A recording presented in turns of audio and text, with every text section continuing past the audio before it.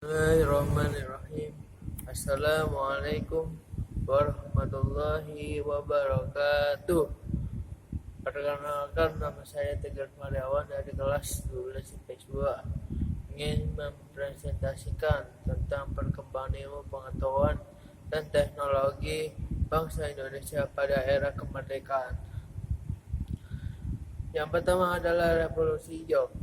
Revolusi hijau adalah perubahan besar dalam cara bercocok tanam dari cara tradisional menjadi cara modern, sehingga dapat meningkatkan hasil produksi pertanian. Berkat penemuannya ini, Norman Borlaug dihadiahi Nobel Perdamaian dan dijuluki sebagai Bapak Revolusi Hijau. Jadi, Norman Borlaug adalah Bapak Revolusi Hijau. Yang kedua adalah revolusi di Indonesia.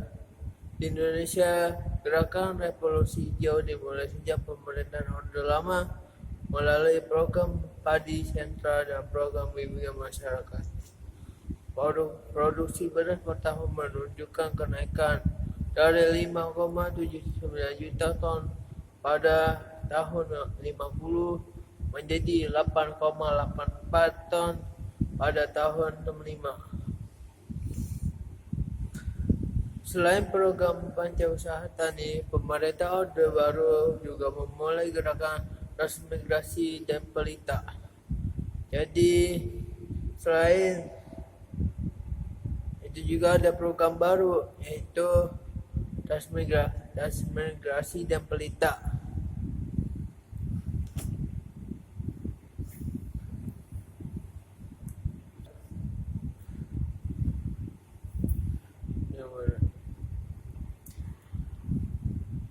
Gambar sebelah kiri sebuah peta demonstrasi Pancawusaha Tani di Salamandri, Yogyakarta pada tahun 1970.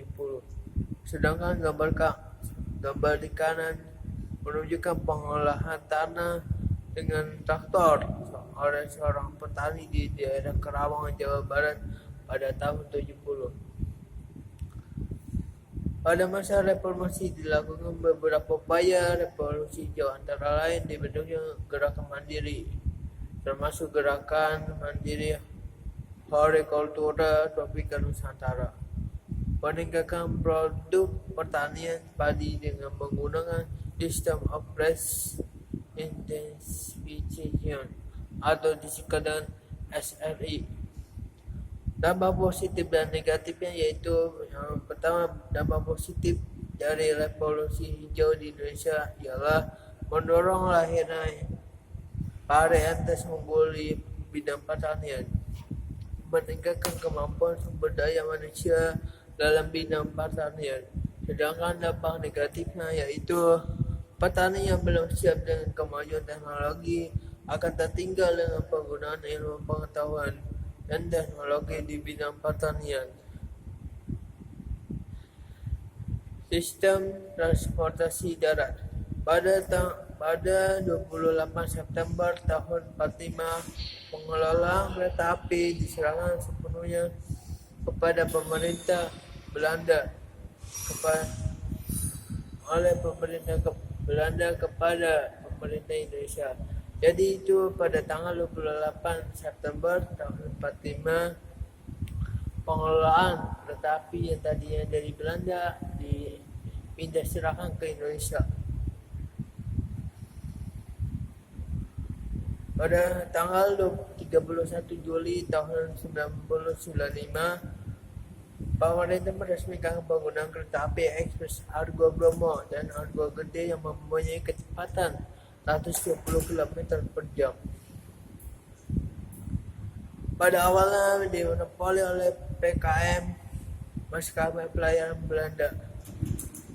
Pada tanggal 28 April tahun 1952, pemerintah mendirikan Pelayaran Nasional Indonesia atau disingkat dengan PLNI.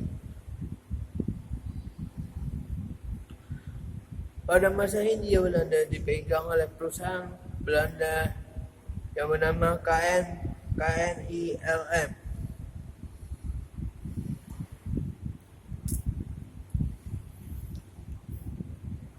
Ada yang selanjutnya ialah teknologi kebentaraan. Ada dua jenis satelit, yaitu satelit alam dan satelit buatan. Total ada 13 satelit milik Indonesia yang diluncurkan sejak pertama kali satelit Indonesia mengorbit pada tahun 76. Demikian presentasi dari saya, kurang lebihnya mohon maaf.